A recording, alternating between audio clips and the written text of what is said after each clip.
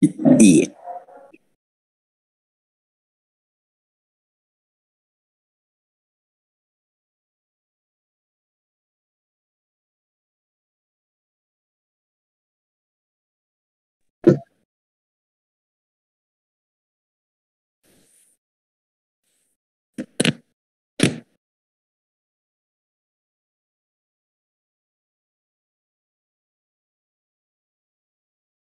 Halo, selamat siang. Selamat siang, Bu. Kirain tidak dengar suara saya. Ini sambil menunggu temannya yang lain, tolong diperhatikan untuk mudahnya memasukkan absen ya. Di depan itu dikasih apa angkatan sama nomor ya, angkatannya di depan, NIM-nya yang di belakang. Dan itu formatnya supaya sama. Kalau formatnya sama, ngurut dia. Kalau enggak sama, ngacak sama aja, membingungkan ya. Ya, kalau sendiri gini, D-nya nggak usah, nggak apa-apa. Kan semua kelas D toh. Kalau pas ada masalah apa, digabung, kayak gitu. Kayak kemarin kan ada kuliah tamu, daripada libur, digabung, nah itu kasih kelas D. Kalau sekarang yang penting D-nya dibuang enggak apa-apa, tapi angkatan sama NIM ya. Angkatan, NIM, spasi, nama. Gitu. Ya itu kayak Regita itu.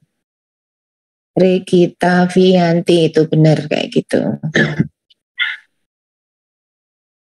Karina, D-nya dibuang aja nggak apa-apa, nggak panjang-panjang. Cuma yang ngurut. Coba nanti kan kelihatan di partisipan itu ngurut semuanya. Nah itu yang 086 itu Cecilia itu angkatan berapa?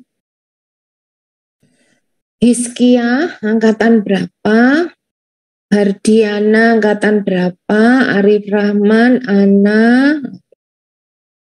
Itu loh seperti, coba. Denny betul ya 1977, kayak gitulah. Gak usah dikasih D, enggak apa-apa. Biar urut. Sicilia, Sicilia, gimana bacanya? Sicilia. Ya, Bu. Angkatan 20, Bu. Nanti kurang 2 dong, nolnya nggak ada itu. 20, 86. Hardiana juga angkatan berapa? Ya, Bu.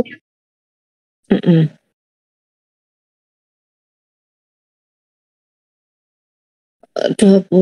Kalau Brian ini 103 ya memang nomornya ya? Iya, Bu. Oke. Oke, kemarin saya memasukkan itu membingungkan, ngaca sekali itu akhirnya ada yang enggak susah dicari, akhirnya nggak ada. Kalau dicek, lo ini partisipannya 50 berapa? 59 misalkan kayak gitu ya. Yang masuk itu kurang 6 orang. Ya itu, nyarinya nggak ada, angkatannya nggak dikasih, gitu susah nyarinya. Oke, kita udah 23 ya. Wah, kelas D ini berapa sih jumlahnya? Kelas D sekitar berapa? 40 atau 30? Sekitar 30. 30, berarti kalau 23 masuk udah lumayan ya. Oke, saya siapkan dulu materinya. Bentar.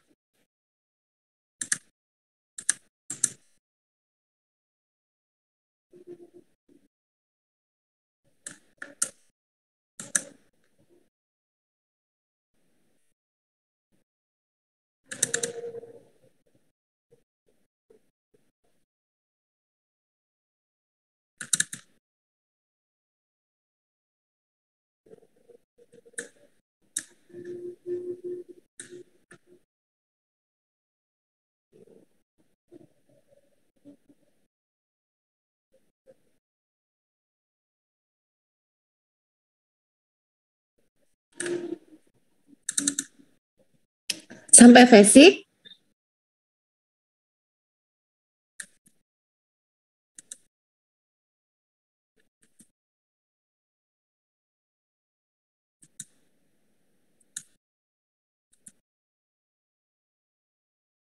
Meyerhof belum pasti ya, basic mungkin ya. Habis itu terus tegangan kontak. Biasanya UTS itu materinya sampai tegangan kontak. Kita sekarang kayaknya sampai di depan basic. Mana basic? Skempton sudah, ini ya. Ini sampai sini. Halo? Halo? 5D sampai sini kah? Duh. Kemarin 5D berhenti. Hah? Sampai di sini belum masuk sama sekali atau sampai mana? Contoh soal atau apa gitu?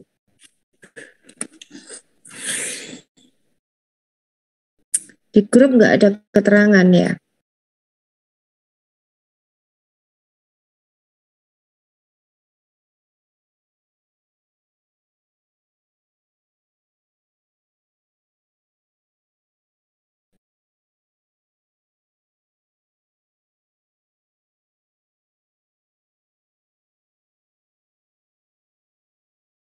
Nggak ada. Ini kayaknya Zoom-nya sudah benar nih.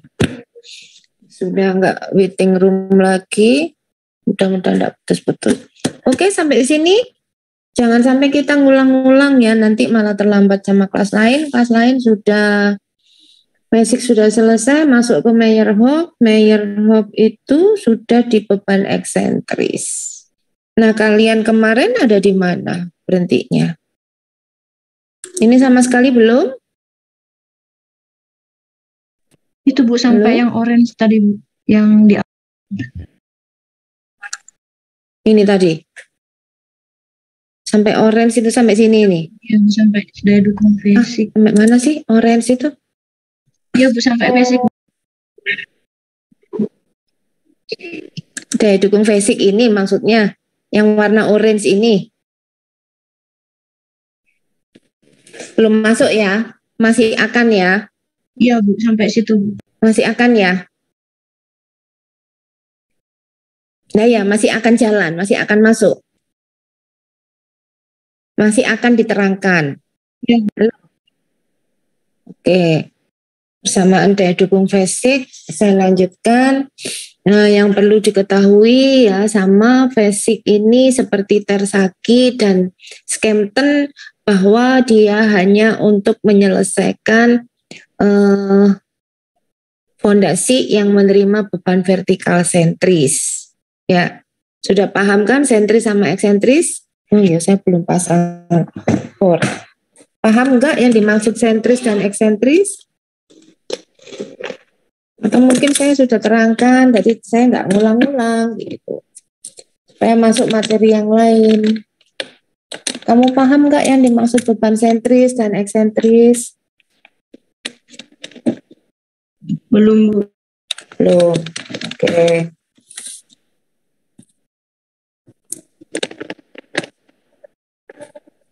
Oke, kalau mau berkata jujur seperti itu belum ya dijelaskan, tidak ngerti ya diulangi.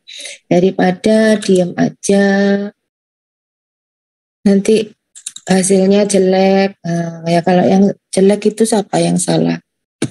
Ya, nggak ngerti, nggak mau nanya. Ya, sedangkan kalau ujian itu yang dinilai adalah penguasaannya, pengertiannya. Jadi dari hasil pekerjaanmu utamanya gitu. Bukan berarti gini, Bu, saya sudah ikut kuliah tiap hari, katakan gitu ya. UTS ikut, UAS ikut. Nah, semuanya ikut tapi hasil pekerjaannya jelek, itu yang dinilai kan itu penguasaan. Kalau kamu nanti lulus, ya, bekerja, disuruh merencanakan, melaksanakan di lapangan, nah kan itu kan, gitu loh. Bukan hadirnya, gitu. Hadir memang ya, kalau ingin menguasai kan ya hadir, mendengarkan dengan sungguh, bukan hadir, terus dipanggil enggak ada. Gitu. Apa artinya kalau aku udah absen, cuman gitu doang, enggak gitu. Tapi tidak ada ilmu pengetahuan yang diserap. Gitu. Ya, seperti itu. Oke, saya jelaskan.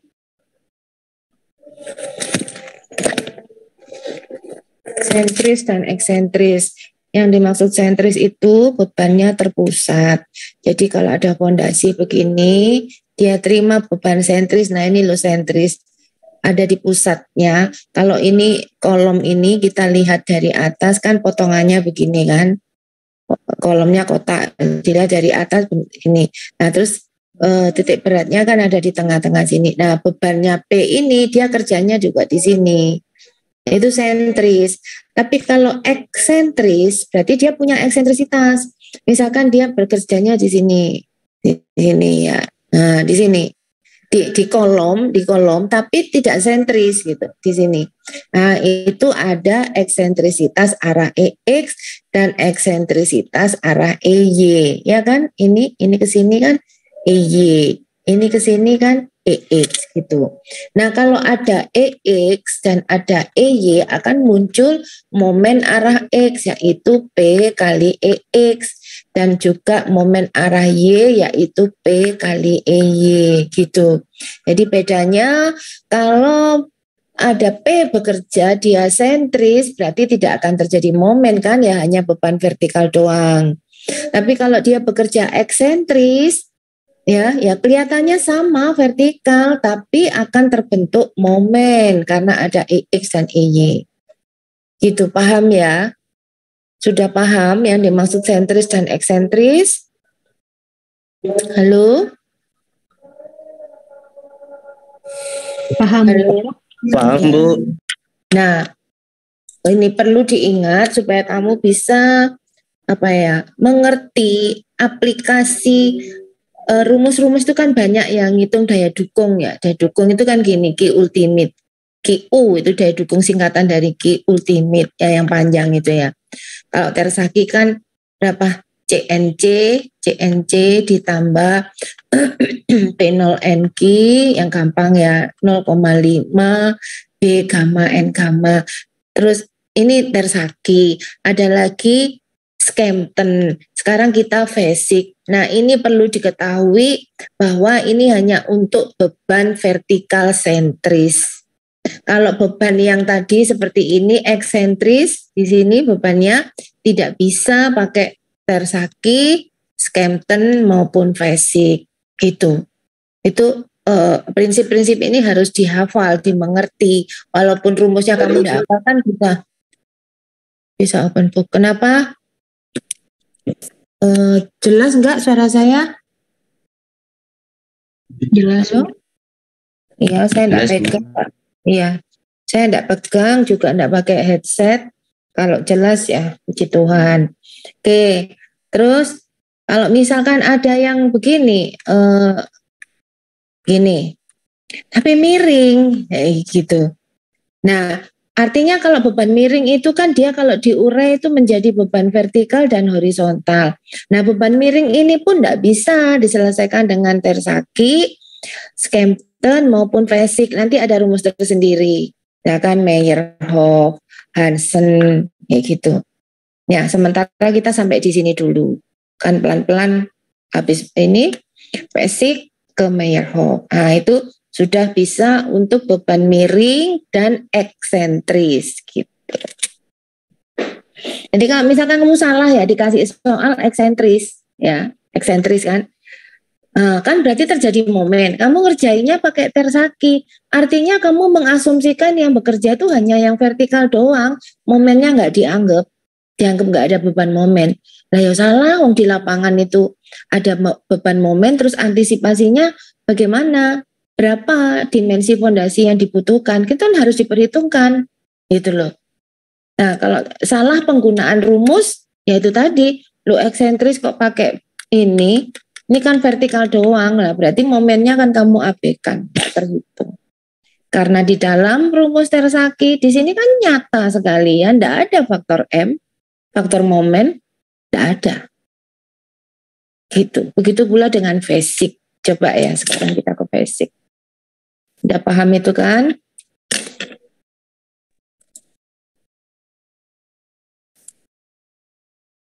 Basic, ini beberapa prinsip superposisi. Basic menyarankan faktor daya dukung yang diperoleh dari beberapa peneliti. Ini daya dukung dari banyak-banyak peneliti ya, tapi yang penting ini nanti basic di belakang. Ini introduction. Yang Reisner, peneliti Reisner itu dia menyatakan bahwa Kiki itu 0 kali NQ. Lah NQ-nya sendiri ini rumusnya. Ya. Terus ada lagi Ren. Dia bilang K itu C kali NC, NC-nya sekian. Keket sama Kerisel ini rumusnya. K gamma dia menyatakan setengah B gamma N gamma. N gammanya ini. Gitu.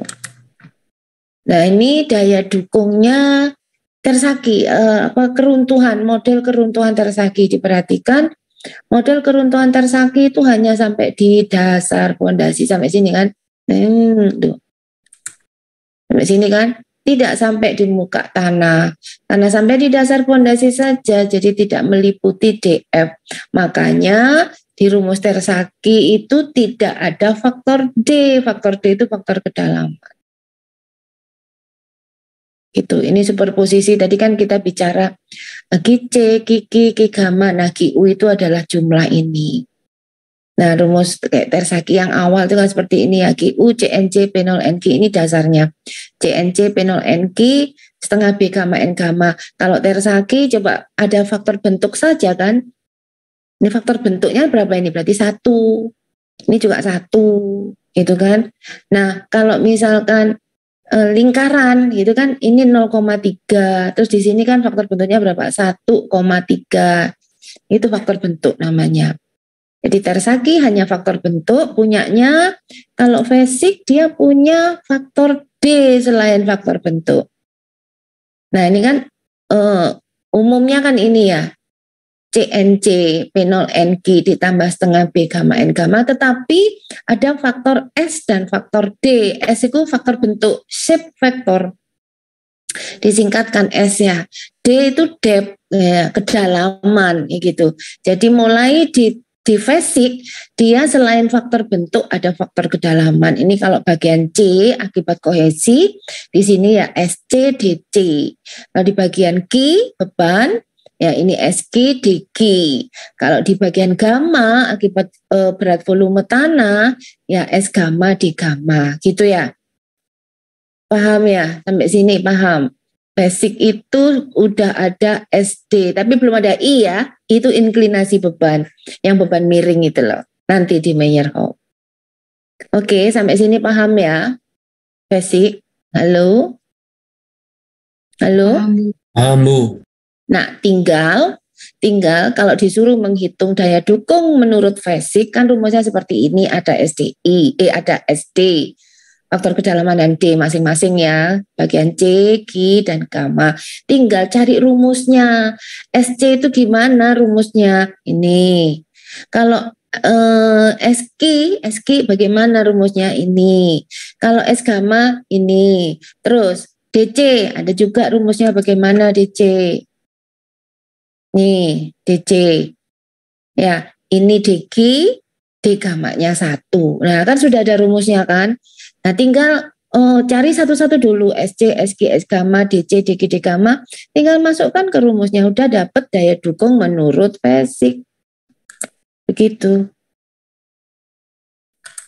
Ya. Nah, ini faktor daya dukungnya. Kan tadi ada di belakang kan ada CNC P0 NQ gitu kan. Ditambah setengah B gamma N gamma. NC NQ N gammanya untuk Basic ini. Jadi tidak boleh lihat tabelnya Tersaki atau Skempton. Jadi masing-masing peneliti punya tabel sendiri-sendiri, punya harga sendiri-sendiri. Tidak valid nanti kalau kamu ngitung, lihat tabel punyanya Tersaki gitu. Coba contoh penyelesaian soal ya. Aplikasinya bagaimana? Fondasi pilar jembatan. Bentuk lingkaran berdiameter 2 meter.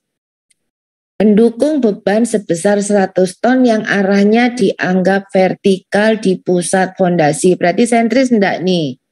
Dianggap vertikal di pusat fondasi. Berarti sentris enggak? Sentris. Sentris. kedalaman fondasi 2 meter, dan sudah diperhitungkan terhadap risiko gerusan sungai. Permukaan air minimum berarti terendam air gitu ya, terendam air setinggi 3 meter dan maksimum naik ya, pertama 3 meter minimum, kemudian naik menjadi 5 meter maksimumnya. Di atas dasar fondasi, jadi dari dasar fondasi naik 3 meter, itu tinggi air. Terus nanti naik lagi dari dasar fondasi setinggi 5 meter terendam air. Nah, tanah dasar sungai berupa tanahnya itu pasir, V-nya 0 gitu. Nah, karena terendam air berarti gamanya saturated kan? Itu. Nah, kalau gamma saturated nanti di suku ketiga dipakai apa ya? Gamma efektif. Betul. Sip, artinya udah ngerti ya.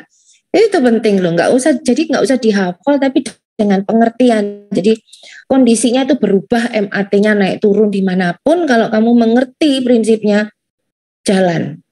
Nggak bisa dihafal dengan pengertian. Itu.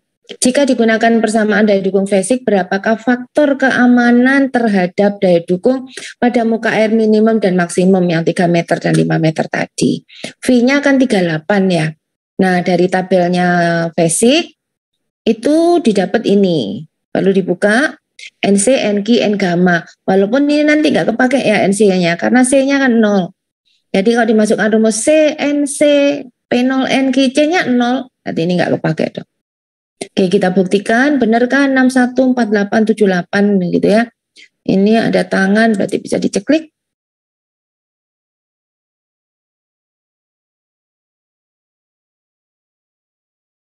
Open 38 ya tadi ya.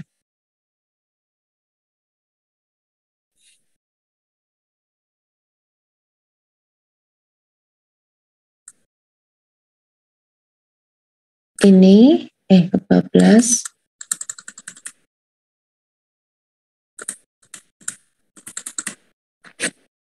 Ini dia 38.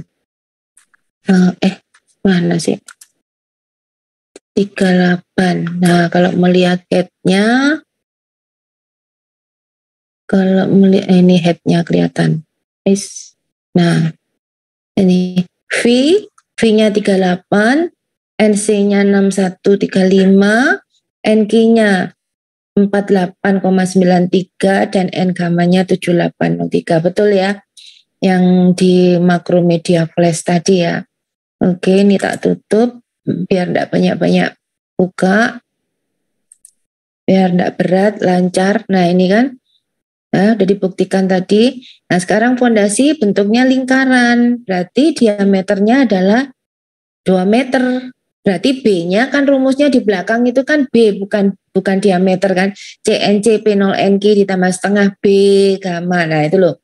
Kan rumusnya B, berarti B-nya adalah ya sama dengan L ya, sama diameter ini 2 meter. Terus ini P-nya 100, muka air ini dari dasar fondasi 3 meter, kemudian nanti naik 5 meter. Pilar ini tertanam atau masuk ke dalam tanah 2 meter. Ini data tanahnya. C-nya 0, gammanya 2. Oke. Nah, sekarang cari faktor bentuknya. Ya kan? Kayak tadi, cari faktor bentuk SC, SQ, S gamma. Di sini SC nggak dicari, kenapa? Nah, dikalikan dengan CNC, C-nya 0 kan 0. Iya, paham maksudnya? Halo? Halo? Paham. Iya, C-nya rumus di depan tadi kan CNC daripada nyari jauh. Nah, ini loh. CNC ini loh 0 C-nya. Ya, di sini ada SC, ada DC, ada NC, dikalikan 0 ya 0 ya wes gak usah dicari SC-nya, SQ. Ini rumusnya 1 ditambah B per L tangan V. Oke, masukkan B-nya 2, L-nya 2, V-nya 38 ketemu sekian. Begitu juga dengan S gamma, cari rumusnya. Dah, ketemu berapa? 0,6. Sekarang kedalaman, faktor kedalaman. Diki itu rumusnya ini. Ya, di sini ada S itu arkus tangan DF per B. DF-nya tadi ketanam 2 ya kalau nggak salah ya. Ya kan?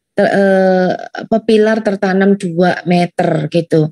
Jadi 1 ditambah 2 tangan V kali 1 min sin V kuadrat, S-nya dikalikan dengan ini arkus tangan, DF-nya 2, B-nya juga 2. Nah ini kalau dimasukkan hasilnya adalah 123. Kalau dimasukkan angkanya 1,23 untuk diki, D gamanya 1. Nah ini kalau sudah masuklah ke rumus. Ya, waktu rumus itu CNC P0NQ ya kan ada gini, ada P0, cari dulu P0-nya. Nah, kenapa di sini pakai gamma efektif P0-nya? Rumusnya P0 kan DF kali gamma. Kenapa di sini pakai gamma efektif? Karena Kenapa? air. Karena ada air, karena dalam air kan. Nah, P0 itu kan definisinya kan tekanan akibat berat sendiri tanah. Jadi akibat tanahnya doang. Jadi gamma tanahnya berapa? Ya gamma saturated min gamma air.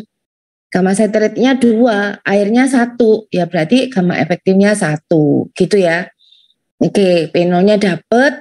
Terus daya dukung ultimate neto. Kenapa nyari ini kan yang ditanyakan tuh kadang faktor aman tadi kan?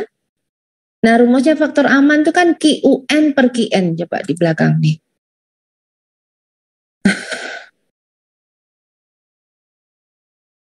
Faktor aman.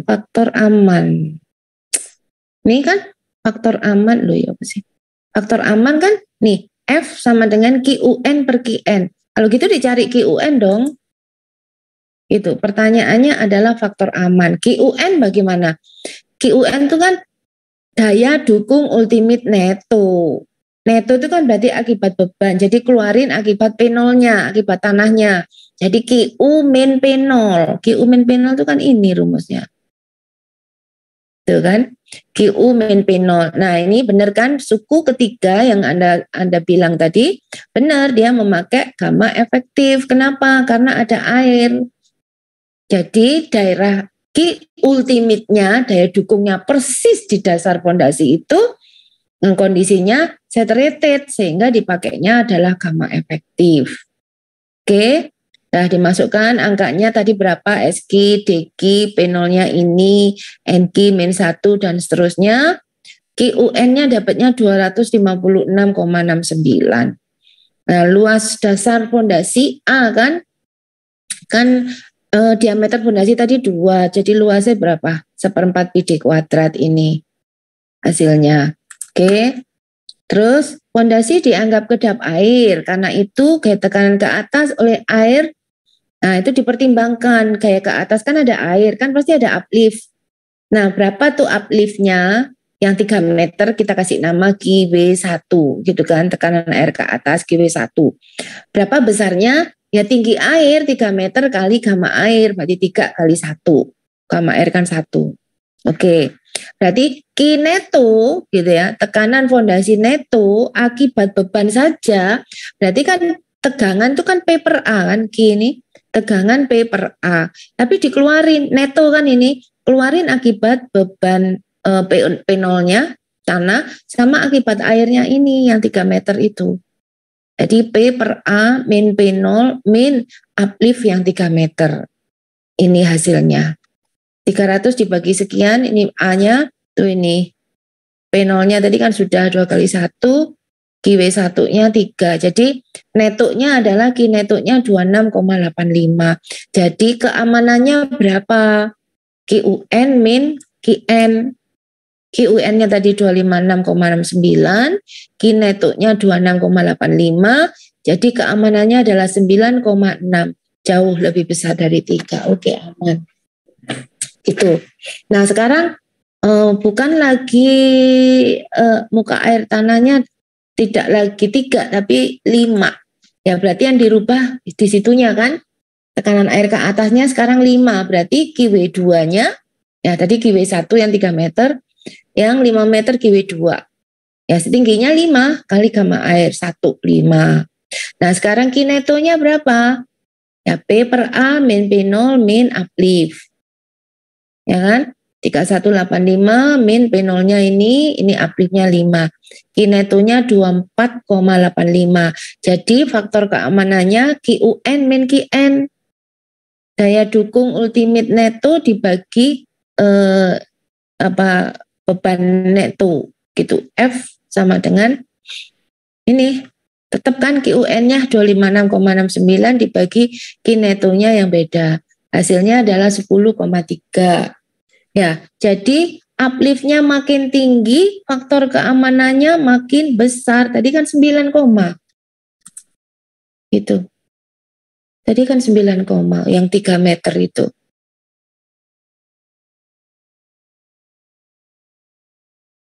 Nah, ini kan 9 yang 3 meter itu 9, Nah, terendam air 5 meter lah kok keamanannya makin tinggi 10, Nah, iya kan uplift kan arahnya ke atas kayak daya dukung tanah gitu ke atas. Nah, makanya dia membantu gitu. Jadi safety factornya lebih besar. Gitu. Oke, sampai sini ada yang ditanyakan? Paham, jelas? Jelas? Tuh. Jelas nggak ya? Jelas, Bu. Nah, kalau jelas kita langsung masuk ke Meyerhof. Itu. Nah, Meyerhof ini yang sudah ada bisa menyelesaikan beban berinklinasi ataupun eksentris gitu. Ini bedanya. Keruntuhannya Meyerhof itu perhatikan coba sampai di F ya. F itu di muka tanah. Sedangkan Tersaki tadi kan di dasar fondasi sampai di sini aja. Tapi kalau Meyerhof sampai sini, sampai muka tanah. Berarti dia mencakup faktor D, F kedalaman itu kan permukaan sampai dasar fondasi. Nah, jadi di Meyerhof nanti juga ada faktor D, faktor kedalaman. Beda Tersaki kan nggak ada faktor kedalamannya. Nah, rumus-rumusnya bagaimana sih? Langsung aja Meyerhof. Ini tabel-tabel kapasitas daya dukungnya punyanya Meyerhof. Ya, misalkan mencari NC. Di sini tuh ada 2 chart untuk fondasi memanjang dan bujur sangkar. Ya, yang memanjang itu yang lurus gini, sedangkan yang bujur sangkar yang patah-patah, garisnya patah-patah. Oke, misalkan V-nya 20 derajat. Berapa NC untuk memanjang? Ya ini 20 bawa ke atas, potong ke memanjang yang mana? Yang garis lurus kan yang ini. Nah, sampai sini bawa ke kiri, ini terbaca berapa? Itulah harga NC memanjang. Kalau NC bujur sangkarnya ya ini 20 bawa ke atas, bujur sangkar tuh potong yang ini patah-patah ini, garis patah-patah, bawa ke kiri. Tuh. Begitu pula yang N gamma dan NQ. Itu cara mencari NC, NQ, N gamma, Meyerhof, baik untuk yang fondasi memanjang maupun yang bujur sangkar. Rumusnya adalah ini. Nih lihat, selain ada S, faktor bentuk, ada D, faktor kedalaman, dan faktor I, faktor inklinasi beban. Jadi bebannya miring. Jadi beban miring itu gini. Jadi bebannya, karena ada fondasi gini. Nah, bebannya miring, sentris tapi miring. Nah, kemiringannya ini dengan garis vertikal itu yang disebut do. Jangan terbalik ya. Jangan do-nya yang di sini karena beda. Kalau ini bisa 60 misalkan ini 30 ini 30 ini 60 beda. Yang dipakai adalah do 30. Kalau kamu bilang ini yang do kan jadi do 60. Sin 60 kan beda sama sin 30 atau cos 30 beda dengan cos 60 gitu. Jadi sekali lagi yang dimaksud do ini adalah sudut yang dibentuk antara beban ini dengan garis vertikal. Oke? Oke ya. Nah, ya samalah seperti tadi. Cari rumus-rumusnya. Bagaimana mencari SC, DC, IC. Ya, karena ini bagian kohesi. Ya. I-nya ya IC. Nanti kalau Q ya SQ, DQ, IQ. Nah, ini gamma, S gamma, D gamma, I gamma. Ini rumus-rumusnya ada. Tuh. D, I. Kita cari rumusnya ya. Bentar. Nah, ini faktornya. Tabel faktor bentuk fondasi. Faktor bentuk berarti S ya. Oke. Faktor bentuk kan disingkatkan shape vektor, disingkat S.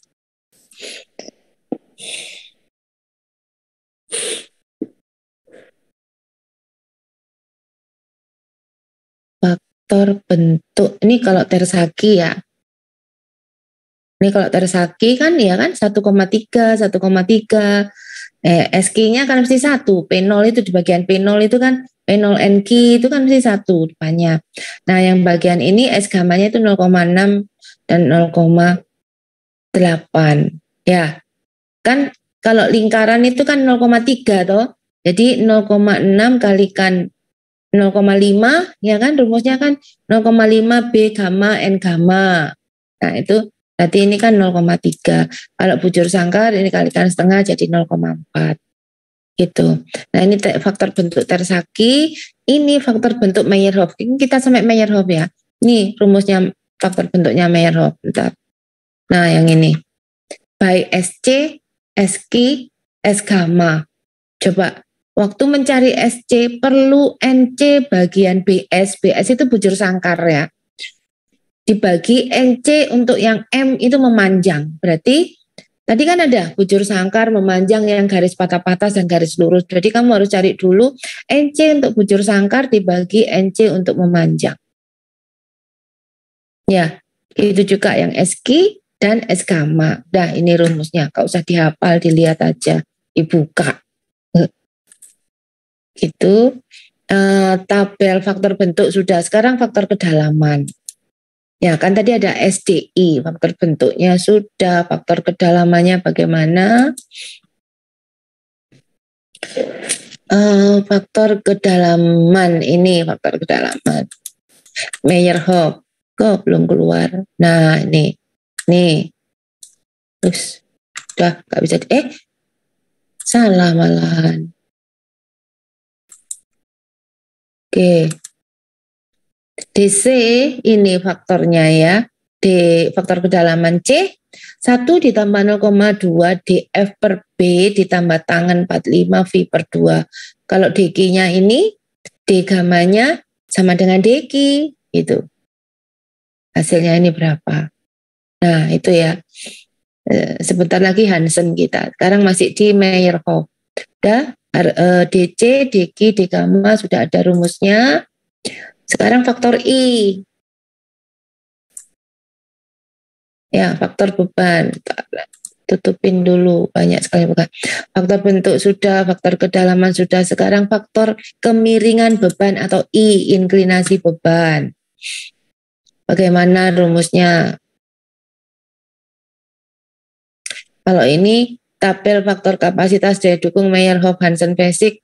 Tadi yang digambar itu ya sudah ya. Ini enggak buka-buka nih.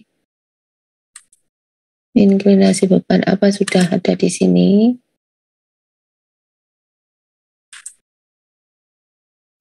Apa sih?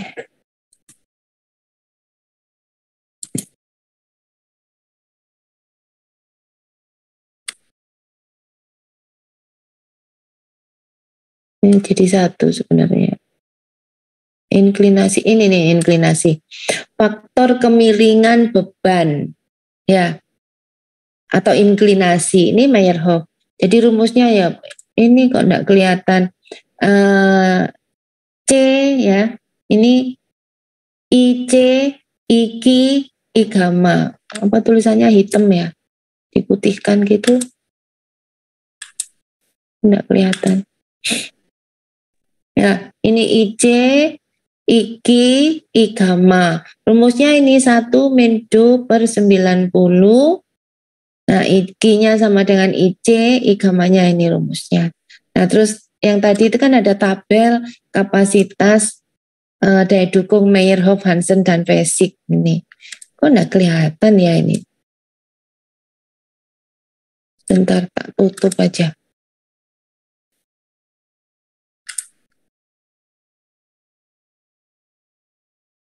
Coba. Masih ada ini. Tutupi semua ya. Oke.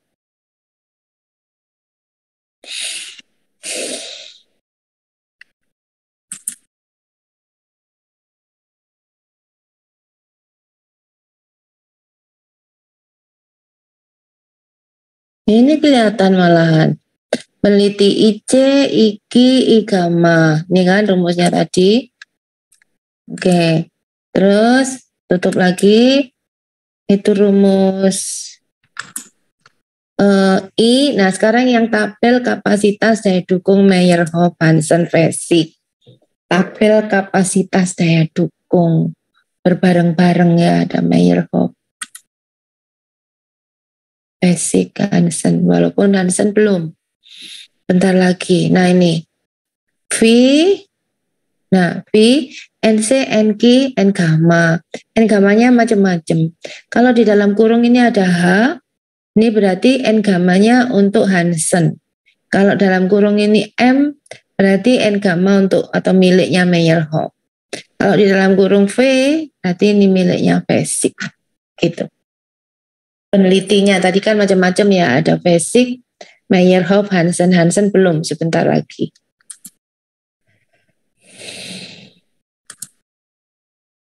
Oke, nanti ini perlu dibuka lagi untuk menyelesaikan soal ya. Mudah-mudahan nggak jauh tempatnya. Nah sekarang ini apa ya? Kok ada B aksen kayak gitu. B aksen itu adalah lebar yang diperlukan untuk jika bebannya itu eksentris. Jadi gini. Kalau misalkan bebannya itu sentris, ini sentris gini ya, itu yang dibutuhkan adalah B. Nah kalau eksentris ya kalau dilihat dari kelihatannya sih sama, tapi kalau dilihat dari atas, kalau dilihat dari atas, dia ada di sini. Ya, berarti ada EX, berarti ada EY. Kalau ini dilihat dari atas, cuman gini tok, gitu. Nah, ini yang eksentris ini, lebar yang dibutuhkan adalah B aksen. Sekarang pertanyaannya, ini katakan 10 ton sentris, 10 ton sentris. Ini juga 10 ton eksentris. Apakah B yang dibutuhkan itu sama dengan yang di sini, B aksen? Samakah? Samakah? Logikanya samakah? Ini 10 ton sentris, butuh B misalnya 2 meter. Nah sekarang ini sama 10 ton, tapi enggak sentris, eksentris. Artinya kan ada momen ya tadi ya yang bekerja ya. Apakah B aksennya yang dibutuhkan tuh lebarnya sama dengan ini ya tetap 2 meter gitu? Sama enggak? Tidak. Halo? Enggak sama, jelas enggak sama. Ini ada beban tambahan, ada beban momen. Nah, sekarang berapa B aksennya itu? Ya, kalau B kan kita udah bisa ngitung kalau pakai rumus Tersaki katakan ya yang pendek ya. Kok Tersaki? Apa tadi? Yang ada I-nya eksentrisnya itu Mayer-Hof ya, itu kan ada SDI gitu kan. SDI gitu. Ini enggak tak tulis ya. Ininya yang pokoknya. Nah, ini SDI lagi. C, ini Ki, ada sudahlah. Ini apa Ki ya? Ki, Iki, apa ini? P0, NG. Ditambah, berarti SDI, ini bagian gamma. Berarti ini kan setengah B, gitu kan? Gamma, N, gamma. Nah ini kalau B sentris. Kalau misalkan eksentris, ini kan menjadi B aksen. Hitung lagi kan seperti ini, panjang. Ya kan? Waktu ngitung ini kan cari dulu rumusnya SC bagaimana, DC, IC, dan seterusnya. Nah, ada ini rumus yang pendek, hal yang pendek. B aksen itu sama dengan B min 2EX. Sudah paham? Jadi kan ada eksentrisitas arah X. Atau L-nya kan ada ukurannya fondasi kan gini, B sama L. Nah kalau eksentris ya B aksen dan L aksen. L aksennya berapa? Ya sama dengan L min 2 EY. Itu. Tetapi ini salah satu aja yang digunakan. Kalau B aksennya itu sudah disesuaikan, berarti L aksennya sama dengan L. Paham nggak?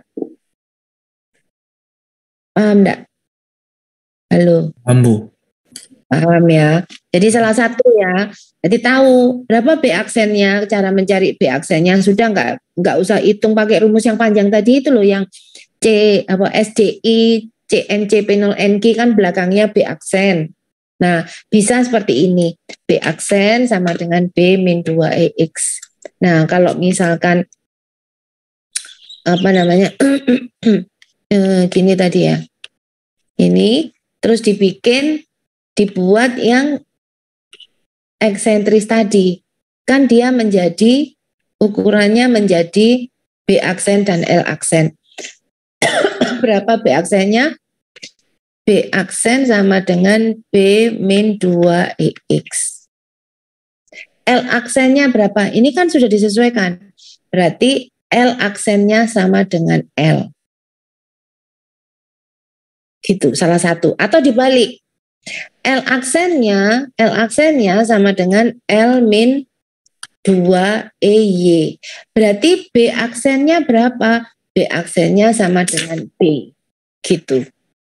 Salah satu yang disesuaikan. Oke, paham? Paham? Paham, Bu. Ya, lanjut ya. Saya tuh seneng loh kalau kamu itu paham, tapi benar-benar paham ya. Dan nanti hasilnya pengerjaannya waktu kuis atau apalah, UTS, UAS atau ngerjain soal itu. Ya benar-benar paham, benar gitu. Jangan ngawur. Contoh ngawur gitu ya. Dikasih soal ada inklinasi beban tapi mengerjakannya pakai rumus Tersagi. Nah kan udah jelas salah kan. Tersagi kan hanya untuk beban vertikal, padahal soalnya beban miring. Harusnya pakai siapa? Kalau beban miring pakai rumusnya siapa? Kalau ada beban miring tadi?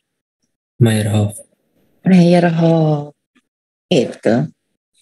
Itu yang penting dimengerti ya, prinsip-prinsip itu dipegang walaupun tidak hafal rumusnya, nanti tinggal buka aja rumusnya bagaimana gitu. Oke, ini sudah. Apalagi ini V yang dipakai ya, sudut gesek dalam. Meyerhoff mengamati bahwa sudut gesek dalam V pengujian laboratorium untuk jenis pengujian plane strain. Pengujian plane strain itu apa sih? Pengujian plane strain itu 3 dimensi ya, biasanya kan 2 dimensi gini kan, X sama Y gitu kan arahnya. Kalau 3 dimensi itu kan gini, ada Z. Nah, kalau plane strain itu arah X-nya ini yang sama dengan 0. Itu plane strain. Ya. Nah, pada pengujian plane strain dan pada tanah granular, contohnya granular apa pasir, kerikil gitu kan. Kira-kira lebih besar 10% daripada nilai V dari hitungan laboratorium. Waktu kamu cari C atau V itu kan dari laboratorium kan? Ya kan? Pakai uji apa? Di laboratorium.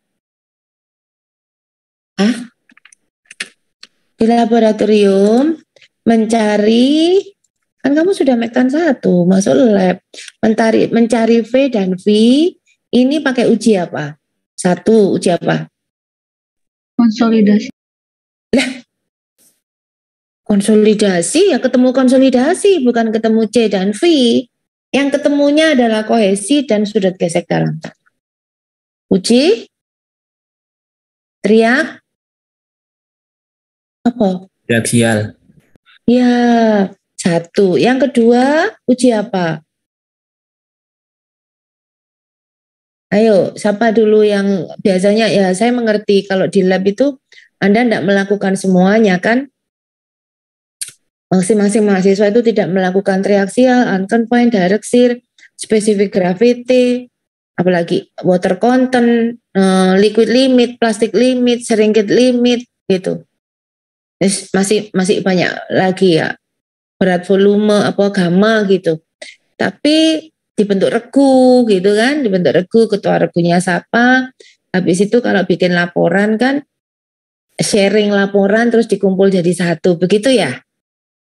Masih seperti itu? Ya, Bu. Halo? Iya, tapi dengan risiko yang mengerjakan triaksial tidak begitu paham tentang yang spesifik gravity. Yang mengerjakan compaction tidak begitu paham dengan yang konsolidasi. Benar nggak?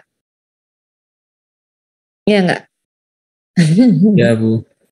Iya, itu. Nah, sekarang kalau ditanyakan ya ini hasilnya kayak gitu. Jadi yang mengerjakan triaksial harusnya paham CV dengan triaksial. Terus ada lagi uji coba yang uji coba di laboratorium. Direct shear, betul. Nah, satu lagi apa? Kurang satu, direct shear. Nggak cukup. Direct shear di sini. Direct shear atau geser langsung. Satu lagi, 3 apa? Enggak ketua regunya. Dulu aku ngerjain ini ketemu C dan V. Apa ya? Satu lagi. Yang kayak triaksial tapi. Hah? Unconfined ya. Betul, unconfined. Unconfined itu seperti triaksial. Cuman kalau triaksial kan ada air di pompa. Ya kan? Ada air masuk. Kalau unconfined tidak ada air. Unconfined. Confined. Gitu. Jadi harus hafal ya. Dengan triaksial, direct shear, unconfined, kita tuh dapat ini.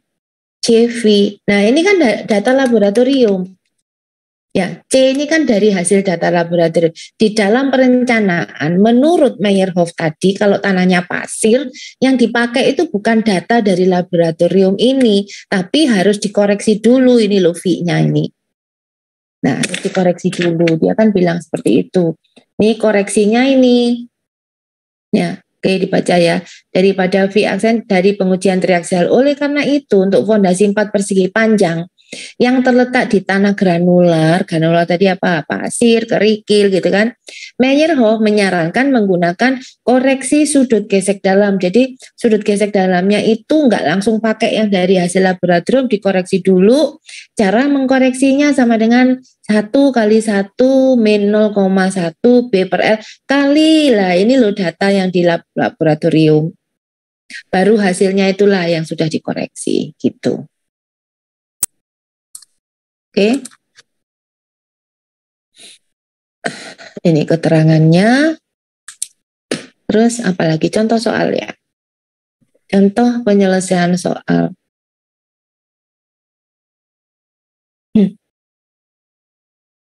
Jam saya mati, saya tengok jam 10 terus nanti enggak berhenti-berhenti ya kuliahnya. Fondasi telapak, ada di sini 1203. Fondasi telapak 4 persegi panjang, ukurannya 1,5 kali 2 meter. Terletak pada kedalaman 1 meter di permukaan tanah, jadi tertanam 1 meter ya. Beban kolom vertikal dengan garis kerja beban di pusat fondasi. Berarti apa ini?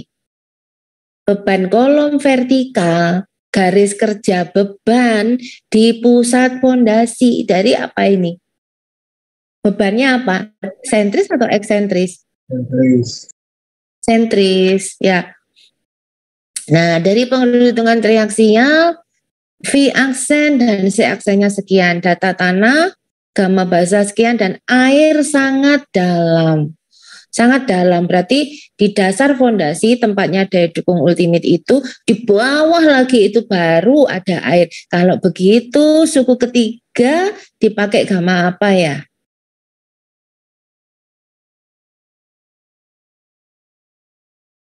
Suku ketiga dipakai gamma apa? Halo? Nggak mengerti? Basah. Gamma basah, betul. Oke, yang lainnya paham ya? Nggak cuma 1-2 orang ya. Oke, kalau saya gambarkan gini, harapan saya tuh mengerti gitu loh. Supaya nanti kalau dapat soal nggak keliru-keliru karena pengertiannya ada. Ini dasar fondasi, ini tempatnya Ki Ultimate, ya kan? Ki Ultimate. Nah, airnya di sini. Nah, kan berarti di sini kan kondisinya nggak ada air kan, airnya di bawah. Kan berarti ini kondisinya basah.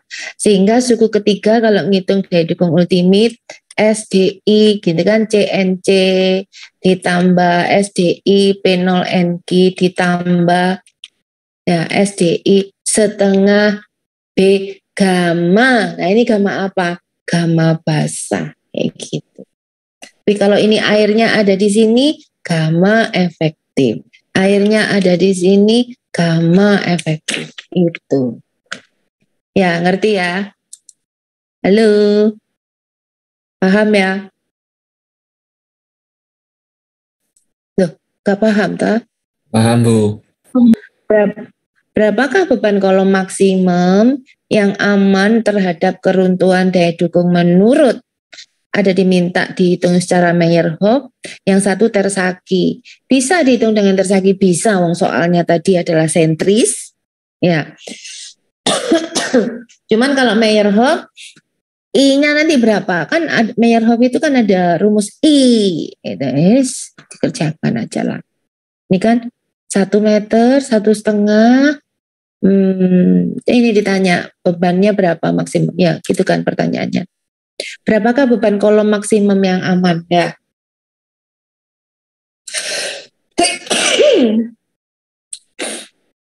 Ini ditanya kemampuannya di sini ya menahan beban ini berapa kayak gitu. Kalau dihitung dengan Meyerhof dulu, tuh menurut Meyerhof. Nah rumusnya Meyerhof tadi kan ada SDI kan, iya toh? Iya kan Meyerhof tadi kan ada SCDCICCNC ditambah SQ DQ IQ. Nah IC IQ I gamanya kok bisa satu dari mana? Do-nya berapa ya kalau sentris? Sudut yang terbentuk dengan vertikal namanya kan do. Do-nya berapa? 0, Bu. 0. Nah kalau kita masukkan ke ini rumusnya, kok jadi rumus ini yang muncul? Kayaknya tadi domain 90 kalau nggak salah rumusnya, tapi daripada salah ya.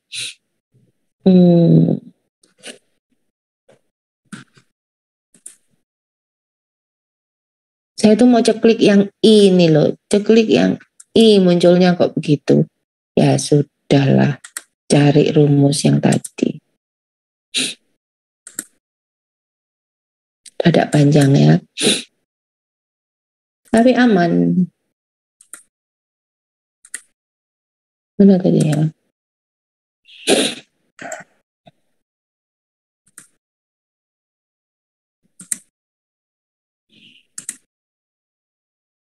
Di manakah? Loh.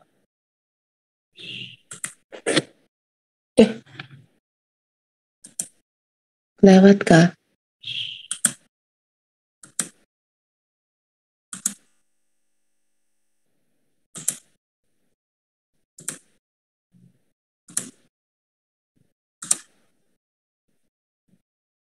Loh, kok nggak ada ya? Yang tadi dibuka itu loh, I sama dengan di mana saya harus cari?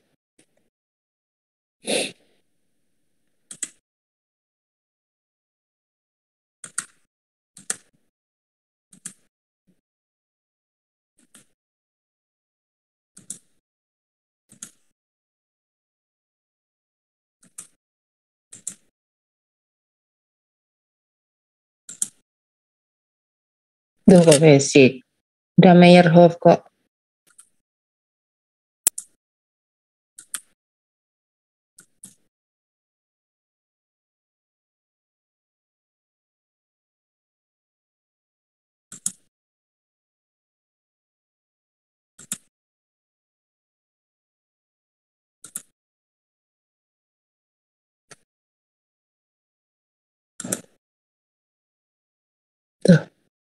Ada sih.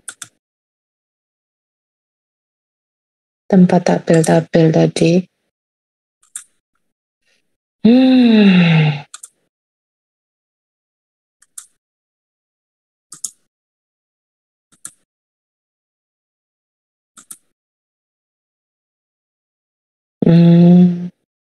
Memang belum masuk Meyerhof.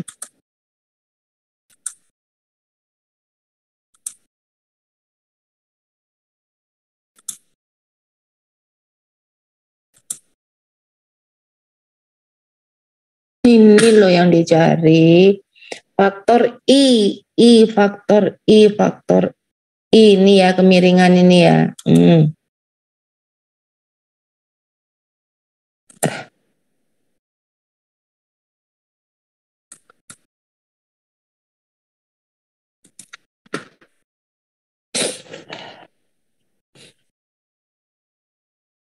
Kan kita nggak hafal rumus, jadi dibuka rumus kemiringan IC Meyerhof. Ini rumusnya seperti ini, 1 min do per 90. Do-nya berapa tadi? Kalau sentris do-nya berapa tadi? 0. 0 dibagi 90.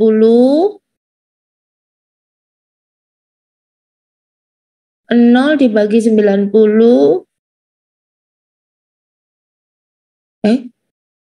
0 dibagi 90 berapa? 0. 0 juga.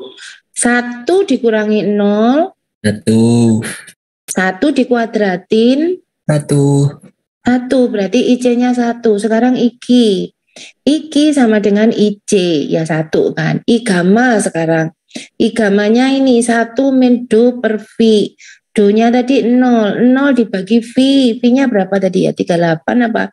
Ya dibagi angka lah. 0 dibagi angka berapa? 0. 0. 1 min 0.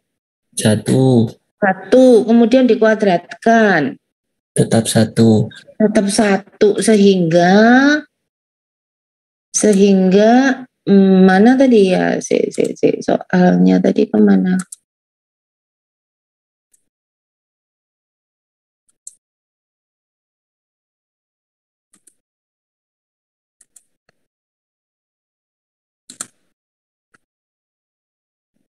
Ini. Sehingga IC, IQ, I gamma 1 dari situ. Nah, sekarang mencari selanjutnya ya. Mencari D, kan ada faktor S, D, I gitu kan. I-nya segitu. Ini cari dulu NC untuk memanjang.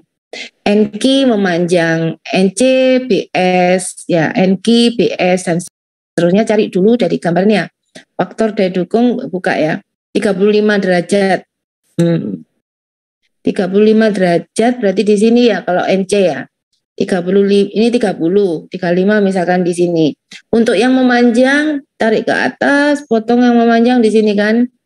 Bawa ke kiri, berarti kira-kira berapa? Sekitar 45-an ya. Gitu untuk yang memanjang. NC memanjang. Sekarang yang bujur sangkar 35 tarik ke atas bujur sangkar berarti sekitar 85-an. Begitu juga yang NC, NQ dan N gamma. Jadi hasilnya tadi berapa? Oh ini sih.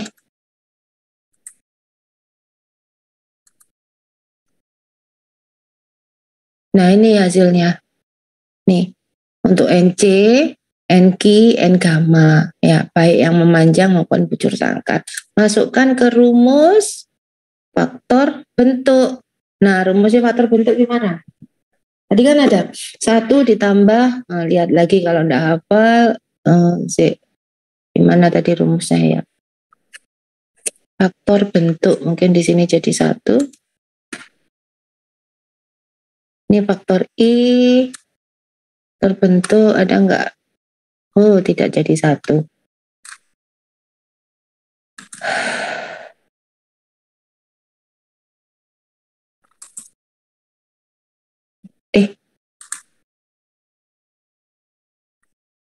Faktor bentuk, kita mau cari rumusnya dulu. Jauh ya. Bentar. Barangkali ada tangan yang bisa dibuka.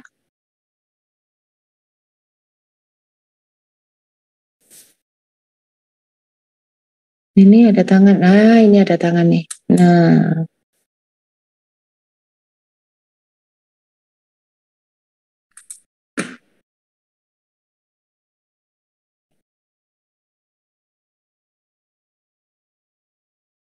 ini faktor bentuknya Meyerhof.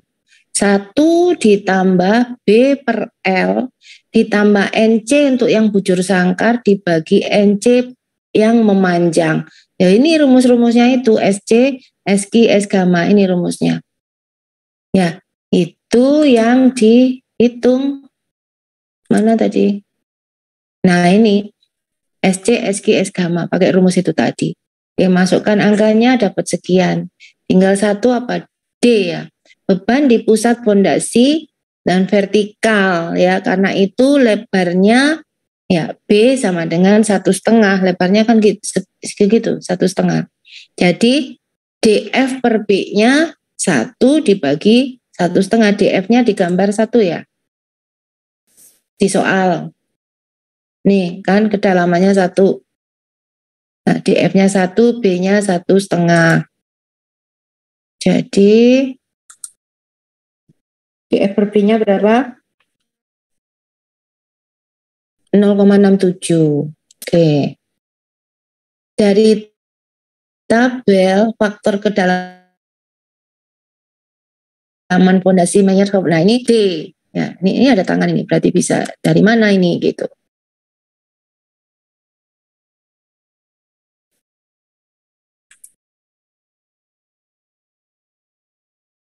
Faktor kedalaman, ini kan faktor kedalaman Meyerhof. Ini rumusnya 1 ditambah 0,2 DF per B, tangan 45 V per 2. Ya, masukkan angkanya DF per B-nya tadi berapa? 1 per 1,5. V-nya berapa? 35 ya. Untuk DC, DQ, D gamma ini rumusnya. Nah, dari rumus itu, nah dapat ini DC, DQ, ya. Terus D gamma-nya berapa? Sama dengan DQ. Ya kan? D gamma sama dengan DQ. Sudah mau masuk ke sini, daya dukung Meyerhof tadi kan gini, SDI ada P0, tetap cari P0. P0-nya DF kali gamma. Jadi airnya berapa? Ada di bawah ya, berarti pakai gamma basah. Jadi DF kali gamma basah. Sudah masukkan ke sini. Berapa tadi SC, DC, IC, C-nya berapa, NC-nya berapa. Nah, itu dimasukkan semua angkanya ke sini. Yang di belakang ini pakai gamma basah. Ya. Oke, hasilnya adalah 455. Daya dukung ultimate-nya. Berarti Q ultimate netonya QU min P0. Ini min P0, 453. Jadi yang ditanyakan kan Pmax. Pmax sama dengan A, atau gini, P per A sama dengan QUN, daya dukung ultimate neto dibagi F. Jadi A-nya pindah ke sini kan. Pmax sama dengan A kali QUN per F. Pmax-nya berapa? B kali L-nya 1,5 kali 2. Ultimate netonya 453,2 dibagi F-nya 3. Jadi menurut Meyerhof beban yang mampu ditahan adalah 453. Sekarang Tersaki. Tersaki V-nya 35. Nah, dari tabel Tersaki dicari NC, NQ, N gamma sekian. Oke. Terus masukkan ke rumus Tersaki 4 persegi panjang harus dikalikan faktor ini. Ya, kan ukurannya BL-nya tadi ada. Nah, C, NC semua ada kan. P0 NQ, ini B gamma N gamma. Nah, Q ultimate-nya dapat 335. QUN-nya ultimate neto min P0. Jadi 333. Di Pmax-nya sama dengan A kali Q ultimate neto dibagi 3. Menurut Tersaki beban yang mampu ditahan adalah 333. Dibanding dengan Meyerhof tadi bilang berapa? Kalau Meyerhof 400-an ya. Meyerhof bilang 450 P yang mampu ditahan. Nah ini 453. Gitu. Jadi hitungan Meyerhof lebih besar daripada Tersaki. Oke, sampai sini ada yang ditanyakan. Tuh contoh. Contoh penyelesaian soal tadi kan yang ditanyakan berapa beban yang mampu ditahan, tapi ada kalanya berapa lebar pondasi yang diperlukan, itu bisa. Ya, paham. Beban eksentrisitas tadi sudah ya, Meyerhof tadi. Ini ada cara lain beban eksentrisitas yang cara pendek. Bentar, apa langsung ke situ ya? Bentar, langsung ke sini mungkin cepet deh. Tuh, bukan ini.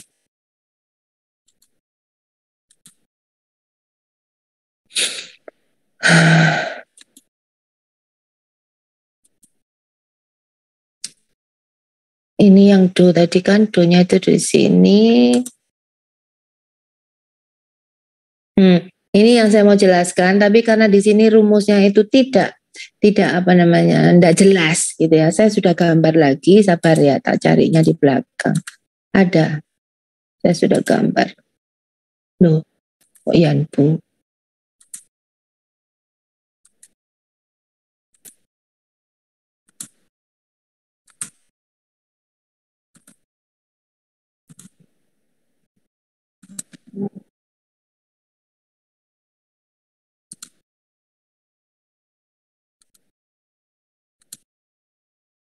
Mana? Nih, sebelum ke sini, sebelum ke sini, yang di depan tadi sudah jelas. Ya, penggunaan apa tadi? Meyerhof, sudah paham? Halo? Halo? Paham, Bu. Paham ya? Paham, Bu. Nah, kalau Meyerhof tadi yang rumus panjang, tadi kan ada sudah mulai bertambah ya, Meyerhof ada SDI. Basic masih SD gitu tak ya. Shape vektor dan faktor kedalaman. Kalau Meyerhof sudah SDI. Habis itu Hansen, sebelum ke Hansen ke sini ada kasus misalkan bebannya miring tapi pondasinya lurus. Itu bagaimana menghitung daya dukung ultimate-nya? Nah, ini kan kayak pakai Meyerhof tadi kan, pondasinya lurus, terus ada beban inklinasi kan? Ya, tapi rumusnya kan panjang, pakai yang SDI tadi loh. Daya dukung ultimate SDI C ditambah CNC tambah P0NQ dan seterusnya. Ini yang rumus pendek pakai tabel. Jadi berarti berapa daya dukungnya kalau seperti ini ada beban miring? Itu pakai rumus ini QV per B sama dengan RI kali Q ultimate. Nah, QV-nya yang dipakai itu beban yang lurus dengan fondasinya. Jadi yang miring itu kita luruskan dulu, diurai menjadi komponen yang vertikal. Berarti dikalikan cos ya. Q kalikan cos alfa gitu kan. Karena udah menjadi yang gini. Itu kalau horizontal itu yang dikalikan dengan sin. Ini karena dekat sudut, Q kalikan cos alfa. Jadi yang dipakai adalah QV. QV di sini adalah Q kali cos alfa. Dibagi B sama dengan RI kali Q ultimate. Nah, RI-nya itu dilihat dari tabel. Tabelnya ada di sini. Ini RI-nya. Jadi untuk kasus ini RI-nya ini. RI cara mencarinya misalkan sudutnya 40 gitu ya. Sudutnya 40, tanahnya apa? Granular loh. Tanahnya atau tanah kohesif gitu ya, yang ini yang atas sendiri, yang kohesif itu. Berarti 40 tarik ke atas, motong tanah kohesif, bawa ke kiri 0,3 RI-nya. Nah, kalau RI-nya sudah tahu, masukkan ke sini tadi. Nih, masukkan ke sini. Berarti Q ultimate-nya dapat dong. Ya, QV berapa angkanya dibagi B, terus kemudian RI-nya dapat, Q ultimate-nya dapat. Nah, itu maksudnya rumus yang sepotong sudah selesai, tapi ya enggak mungkin lah kalau ujian dikeluarkan yang sependek ini gitu kan. Nah, kasus lain lagi yang miring sekarang fondasinya miring. Ininya juga miring tapi dengan fondasinya kan berarti sudah vertikal, ya kan? Q-nya kan sudah vertikal dengan fondasinya yang miring.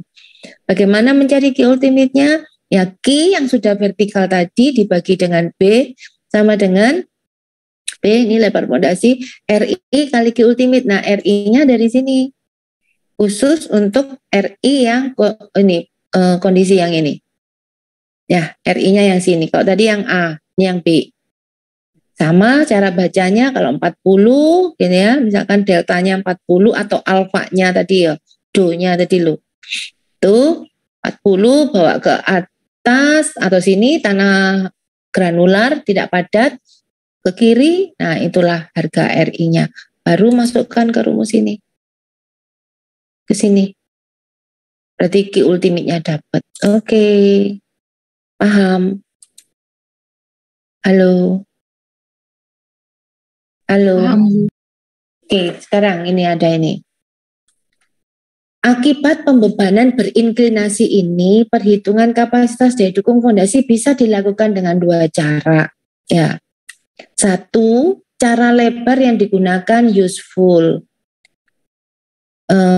B, cara reduksi, yaitu tadi cara pakai faktor reduksi itu. Ini yang cara menggunakan cara lebar. Kayaknya tadi sudah ya, B aksen sama dengan B min 2EX gitu kan. Ya kan, kalau B aksennya sudah disesuaikan, berarti L aksennya akan sama dengan L gitu. Kayaknya tadi di depan sudah, ini mengulangi lagi. Nah, yang cara faktor reduksi, nih, bearing capacity dihitung seperti prosedur biasanya dengan anggapan beban bekerja di titik berat fondasi, berarti QU gitu kan, QU biasa gitu. Ya kan? Nah, terus kemudian yang ditanyakan kan, Q ultimate tapi kalau bebannya enggak sentris. Nah, tinggal dikalikan faktor reduksinya. Nih harga dari bearing capacity yang didapat dikoreksi dengan faktor reduksi. Jadi cari QU biasa seolah-olah sentris. Terus kemudian dikalikan faktor reduksinya sudah menjadi ini kan faktor reduksi didapat dari fungsi perbandingan. Ini cara mencari faktor reduksinya. Perbandingan eksentrisitas E per lebar fondasi. Kalau sudah dikalikan ya wes menjadi daya dukung fondasi yang eksentris. Nih, gambar hubungan eksentris dengan kapasitas daya dukung. Ini bearing capacity itu daya dukung ya. Eksentrisitas ini eksentrisitasnya. Jadi eksentrisitasnya berapa misalkan di sini. Untuk tanah kohesif di sini. Kohesif soil ya yang sini. Kalau cohesionless itu pasir gitu ya. Nah, kohesif di sini. Bawa ke kiri, itu daya dukungnya berapa? Gitu. Ini faktor reduksi menurut Boles. Ini bentuk faktor-faktor reduksinya. Tadi kan faktor reduksi kalikan QU sudah menjadi QU aksen katakan ya. Gitu. Ini faktor reduksi menurut Boles untuk tanah kohesif. Ini tidak berkohesif, rumusnya ya. Pada fondasi lereng. Pada fondasi lereng Meyerhof, persamaan daya dukung untuk fondasi memanjang terletak di lereng, rumusnya seperti ini. Ini apa ini? Analisa Hansen belum ya. Tahanan fondasi terhadap gaya angkat ke atas, daya dukung fondasi pada tanah berlapis belum. Beda ya nanti kalau tanah lempung yang berlapis-lapis, lempung 1, lempung 2, lempung 3 gitu. Yang kita bicarakan sekarang itu kan masih lempung 1 ya. Tapi bermacam-macam metode. Gitu, metode Tersaki, Skempton, Meyerhof, Hansen, Pesik. Hansen belum. Itu. Terus ini apa lagi? Tanah granular di atas tanah lempung, daya dukung fondasi berdekatan. Oke, satu-satu aja dulu. Kalau itu sudah, kalau nggak ada pertanyaan kita masuk ke Hansen. Oke, sebelum masuk ke Hansen, jam berapa ini? Saya belum screenshot. Ada yang ditanyakan sebelum masuk ke Hansen?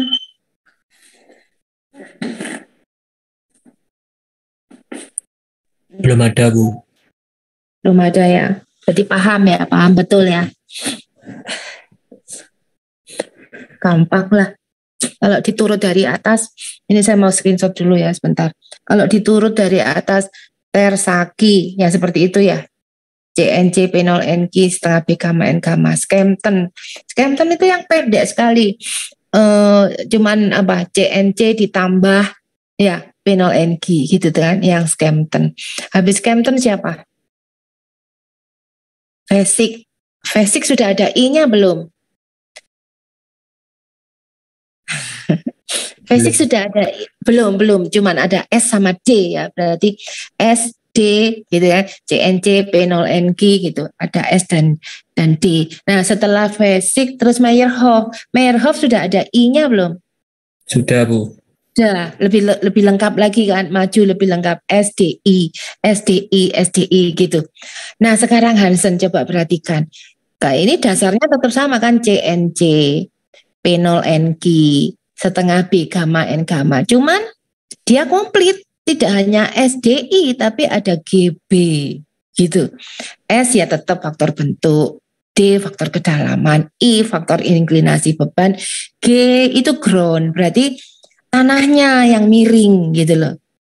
Kalau B base-nya yang miring. Jadi kalau digambarkan beda kalau tanah yang miring sama base-nya yang miring. Kalau tanahnya yang miring ya fondasi ada di tanah miring gitu. Kalau base-nya yang miring berarti ininya apa? Fondasi kan gini. Nah, ininya miring, footingnya miring gitu. Ya,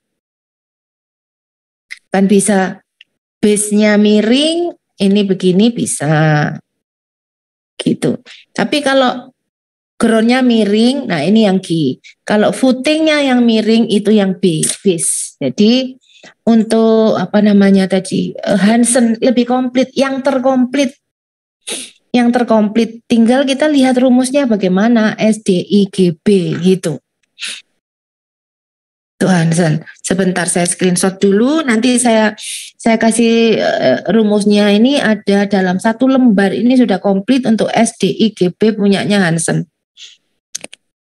Karena waktunya mau habis, supaya belum kelupaan, screenshot dulu.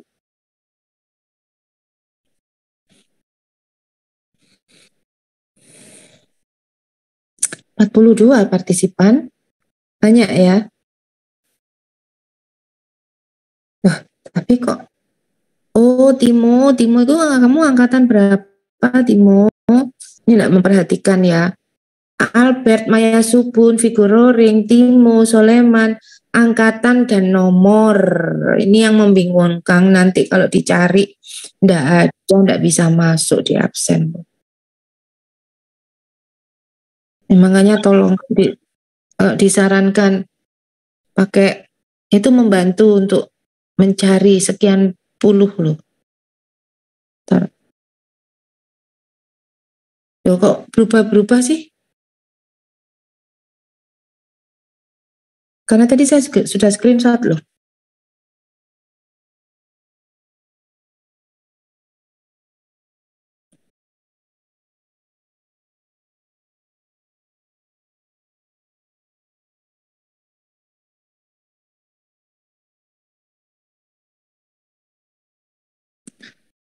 Oke, setiap kali saya memasukkan absen itu pasti ada entah 6 orang, 5 orang, 2 orang, itu yang enggak ada dicari, sulit dicari gitu. Ya itu tadi, apa ya, kadang angkatannya enggak tahu, enggak ada, entah kelas lain, mesti begitu. Balik lagi ke sini ya. Ini rumusnya bagaimana? Ini sudah tahu ya Hansen, tinggal Hansen yang paling komplit ada SDIGB, tinggal rumusnya bagaimana? Carinya rumusnya Hansen. Ntar. Gimana ya? Aduh. Loh.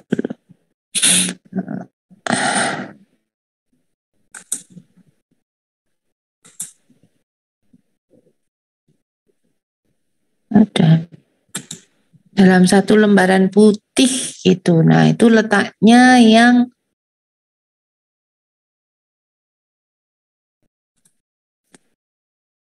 enggak saya italic.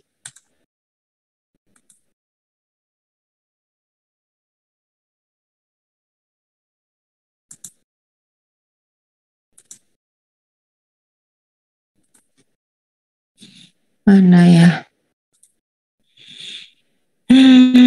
Loh, kok sudah berlapis?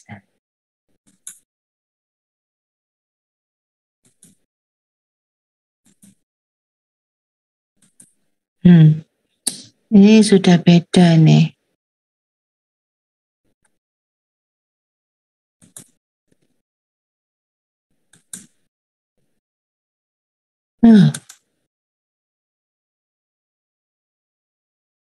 Bukan ini. Bentar. Saya kehilangan di mana nyarinya. Kalau di buku enak ya nyarinya ya. Kamu sudah download bukunya belum?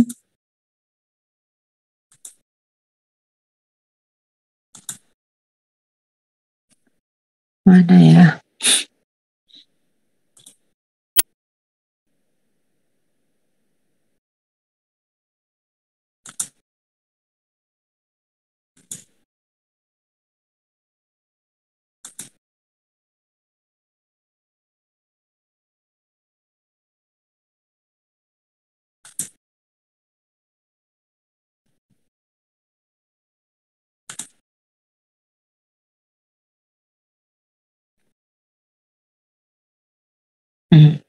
Oh ini loh mungkin. Faktor-faktor bentuk fondasi, kedalaman, fondasi, inklinasi beban, kemiringan permukaan, dan inklinasi dasar fondasi dapat. Ini yang dicari karena ini enggak saya telik ya. Ini harusnya diganti. Nih.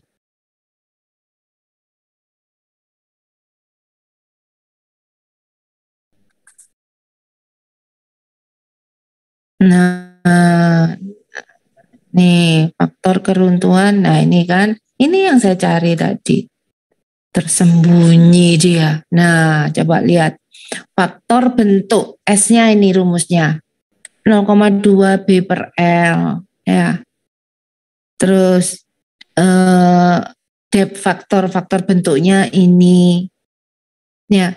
Satunya aksen, satunya enggak. Terus inklinasi beban rumusnya ini. Kalau di dalam itu ada H, berarti Hansen. Kalau di dalam kurung itu ada V, berarti punyanya Vesik. Gitu juga ini. Ya, ini kan IC, IKI, ke bawah lagi I gamma. Nggak tahu jelas enggak? Kelihatan enggak? Terbaca enggak dari situ? Kurang jelas? Kurang besar? Yang besar, Bu. Nah, ini. Sudah cukup? Cukup. Ini. Nah, ini. IC, ya kan? Hansen Vesik. Kemudian di bawahnya ini IKI. Hansen Vesik. Terus ke bawah lagi I gamma. Hansen Vesik. Tadi kan sudah ada kalau D-nya di sini. D-nya. Faktor D-nya ini. DC, DQ, D gamma. Ada faktor K kan di sini. Ini K-nya. D per B gitu. Ini kan DC 1 ditambah 0,4 kali K. K-nya itu berapa? D per B. Begitu juga DQ, D gamma. Faktor S-nya di sini. SC, SQ, S gamma. Tinggal yang belum adalah G dan B. Ya kan? Ground sama base tadi. Ini G-nya. Ini GC. Ini rumusnya. Beta per sekian. Ini GC. Kemudian GQ. Ya. GQ. Kalau dalam kurung H ya Hansen, Vesik. Kemudian yang B. Ya. Yang B itu base berarti. Ini kan ada base vektor. Base-nya BC. Ini rumusnya. Kemudian BQ. B gamma. Nah ini. Nah, wis dalam satu lembar ini kan jelas banget kan. Ini kalau yang miring ini adalah tanahnya, groundnya yang miring. Nah, itu G berarti. Kalau base-nya yang miring ini loh, footingnya fondasi ini yang miring. Ya ini berarti B, base-nya yang miring. Nah, rumusnya ya di dalam ini tadi. Sudah itu. Terus kembali seperti kayak Meyerhof itu masing-masing cari dulu SDIGB-nya, masukkan ke rumus Hansen, dan Hansen itu yang paling komplit. Oke, sampai di sini ada yang ditanyakan? Ada yang ditanyakan? Paham ya? Halo? Halo. Belum ada, Bu.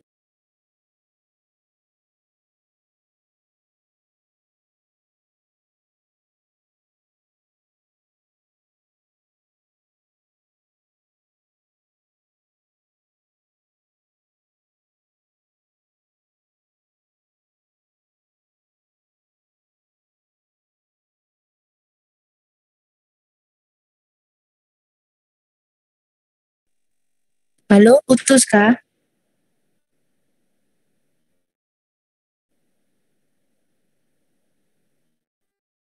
Halo? Iya, Bu. Halo, putus? Halo. Halo? Belum. Loh, Ada kok nggak suaranya ada? kok. Halo, hai. Halo. Halo?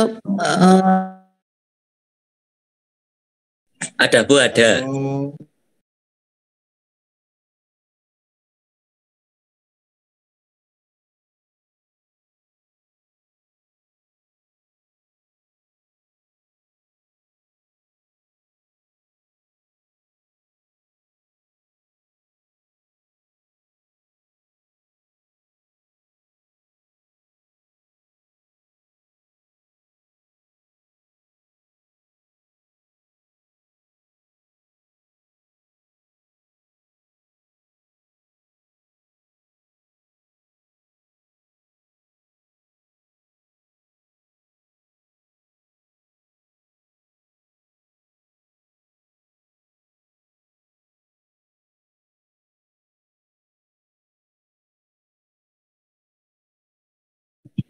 Bu, maaf Bu, audionya belum on, Bu.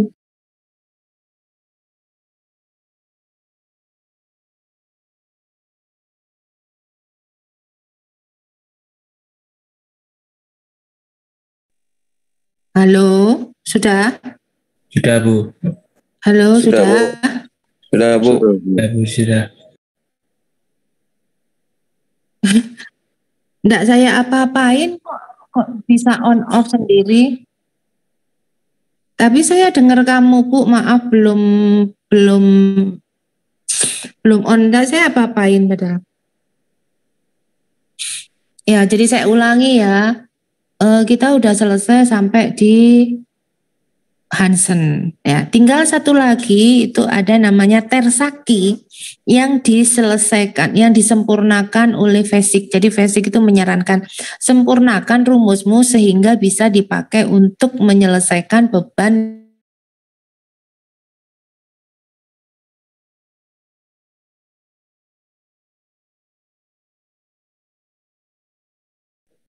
Misi, Bu, mic-nya off. Suaranya hilang lagi, Bu. Aku hilang.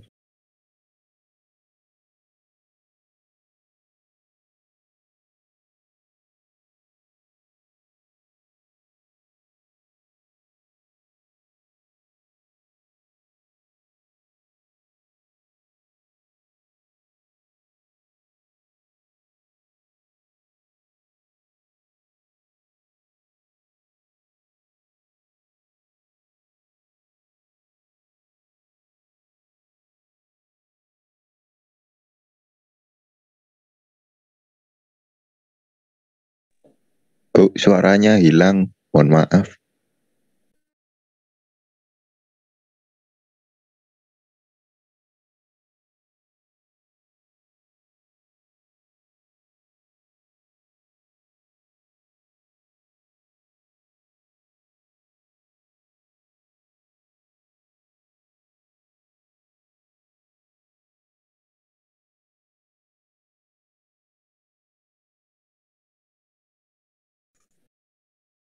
Dah. Tuh. Soalnya ini saya tak keluar aja yang ini.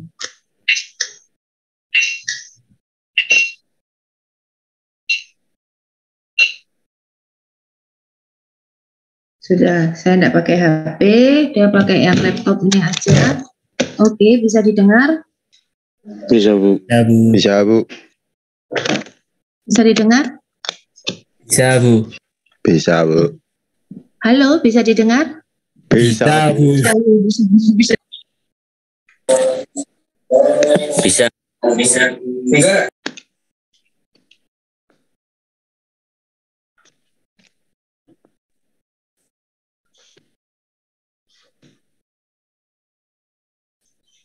Halo, bisa didengar suara saya? Bisa, Bu. Bisa, Bu. Bisa, Bu.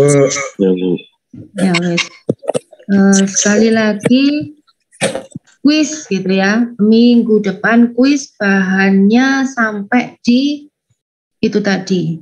Daya dukung dengan metode sampai di mana tadi Hansen.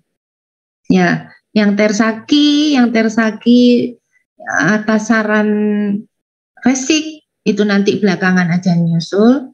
Kita kuis dulu. Nah, diingat ya, di dalam penilaian kuis itu masuk gitu, tidak hanya untuk ngecek, ngetes gitu. Nah, tapi saya contohkan begini. Sudah share screen kan ini? Sudah, Bu. Portofolio. Saya selalu punya portofolio ya. Jadi data-datamu itu ada di portofolio. Jadi dasarnya menilai itu dari hasil pekerjaanmu direkam di portofolio, apa aja isinya portofolio. Saya misalkan ambil contoh yang fondasi 2, sekarang kan fondasi 1 ya. Tahun yang ini 21 misalkan.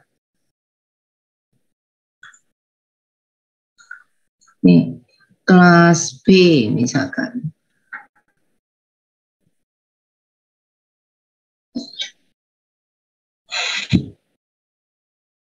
Don't update. Ya, kayak gini. Wis.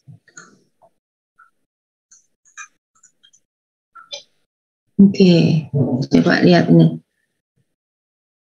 Ada tugas. Ya, ini kan sampai menyerahkan kwitansi ini berarti kan Anda maksudnya beres gitu kan ya. Saya enggak tahu itu dosen tidak ngurusi masalah administrasi ya. Administrasi kan enggak tahu ke jurusan, entah ke bank kayak gitu. Tapi itu perlu dicatat bahwa itu selesai beres. Nah, berarti Anda boleh mengerjakan tugas. Nah, ini tugas, coba Anda lihat sangat-sangat jelek ya. Ya. Ada yang prosentase itu terekam juga, prosentase tugas dia ngerjakan cuma 25%, nilai tugasnya ya enggak ada lah gitu. Gitu. Terus ini nilai tugasnya 70 gitu dan seterusnya. Nah, sebenarnya ini nilai tugas besar asli. Nah, coba lihat nih. 56 bisa jadi 70 itu loh. Pertolongan atau ngangkat apa-apa ya. Aslinya itu ada semua. Asli loh ya. Tuh 55 bisa jadi segini atau 51 jadi 60. Ini ada tulisannya. Nilai asli gitu. Ya. Jadi nilai tugas besar pun itu terekam di sini. Kemudian ini nilai akhir ujian. Nah, nilai akhir ujian itu apa aja yang menjadi faktor ya? Komponennya itu apa aja? Tugas besar. Tugas besarnya itu ada nomor 1, nomor 2. Ini terlihat kalau kamu enggak nggarap gitu. Nomor 1 enggak, ini contohnya nomor 1 0, berarti enggak ngerjain tugas. Nomor 2 ngerjain, ya berarti rata-ratanya kan sekian. Ini ngerjain semua, tapi hasilnya 50, 56. Oke, itu tugas. Masuk gitu. Kemudian kuis. Nah, ini kuisnya. Nah, setelah kuis apa aja? Makalah nggak ada ya. UTS gitu. Nah, UTS-nya ini yang diperhitungkan itu bukan UTS-mu asli itu, tapi nilai akhir UTS. Artinya nilai akhir UTS itu UTS yang sudah digabung, ada kuis, ada tugas, ada PR kayak gitu loh. Ya. Itu. Nah, ini contohnya. Ini yang bagus 45. Kebetulan sama semua ya.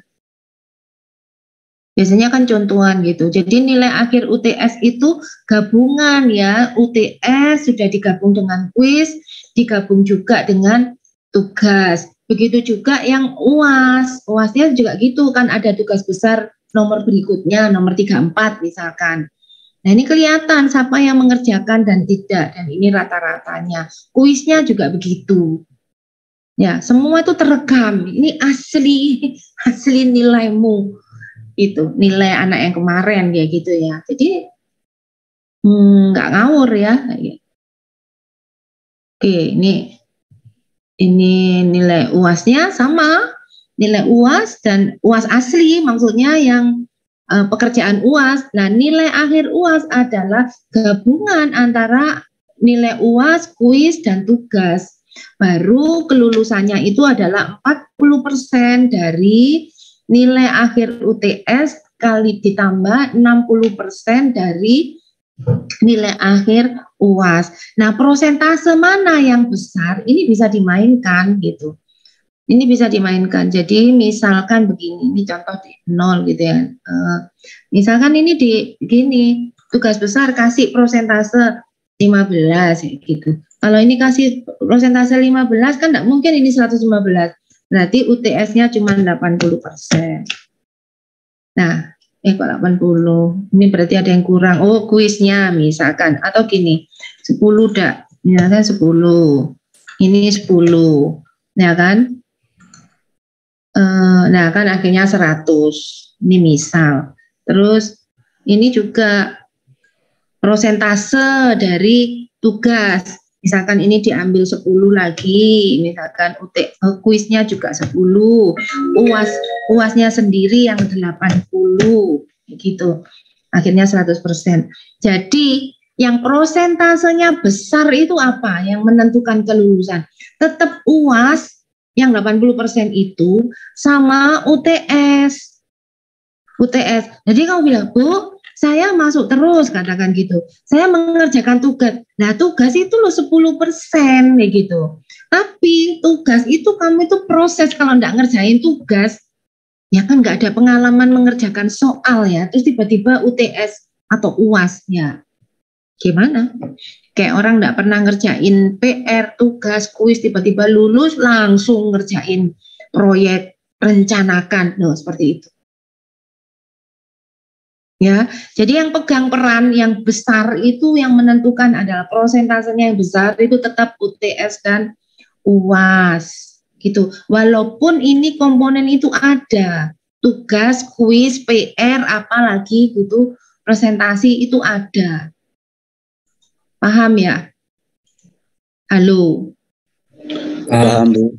Iya, jadi jangan, saya sudah hadir loh, yang dinilai bukan kehadirannya, tetap adalah pekerjaanmu. Di situ kamu bisa mengerjakan tanda paham atau tidak itu. Dan prosentase, walaupun aku dapat surat puas, Bu. Surat puas tugas besar, iya bisa. Juga pertolongan tadi kan, yang 55 bisa jadi 70 gitu kan. Bisa, tapi prosentasenya berapa? 10%, 15%, tetap yang prosentasenya besar mana? UTS, UAS. Jadi kalau UTS, UASmu jatuh, ya sudah. Ya, paham ya? Jadi tidak jamin tugas lulus terus harus lulus ya gitu. Nah, tugasnya oke, ACC gitu, pertolongan. Tapi UTS UASnya yang prosentasenya besar dapat 40. Iya, enggak ngangkat. Oke, paham? Halo? Ya, paham, Bu. Ya, jadi ini kesempatan besok kuis. Nah, persiapkan sungguh-sungguh. Itu nilai celengan gitu ya. Nilai benar celengan ya. Syukur kalau bisa dapat 90 ya kan. Prosentasenya 20 ya kan lumayan gitu. Dan itu juga merupakan latihan kan, proses gitu kan. Oh, aku sudah pernah mengerjakan, sudah pernah belajar untuk ngadepin kuis, sudah pernah belajar untuk ngadepin ngerjain tugas nomor 1, 2, 3. Nah, itu proses itu akan membantu di dalam kamu menyelesaikan soal UTS, soal UAS. Kalau tidak pernah sama sekali, ya gimana? Ya itu tadi ibaratnya kayak orang selama kuliah enggak pernah ngerjain tugas apa-apa terus tiba-tiba lulus. lulus terus kerja di proyek beneran, ayo rencanakan. Nah itu baru pertama kali mau rencanakan. Nggak mungkin. Itu ya, semua itu pasti melalui proses seperti itu. Siapapun yang sekolah di sipil, ya saya juga, ya yang dokter pun juga, nggak ada yang instan gitu, nggak ada. Itu. Seperti kamu kalau belajar bahasa Inggris coba tanpa latihan, bisakah? Bisakah? Tanpa berlatih bahasa Inggris langsung lancar? Kan nggak bisa. Nah itulah kayak anak belajar ngomong pun itu kan belajar gitu akhirnya fasih itu. Kalau soal ya latihan mengerjakan kasus gitu. Ya wes, sampai di sini dulu ya. Kalau nggak ada yang ditanyakan, kita ketemu minggu depan kuis ya. Halo? Ya, Bu. Oke. Terima kasih. Selamat siang. Sampai minggu depan. Selamat siang, Bu. Terima kasih. Selamat siang, Bu. Ya.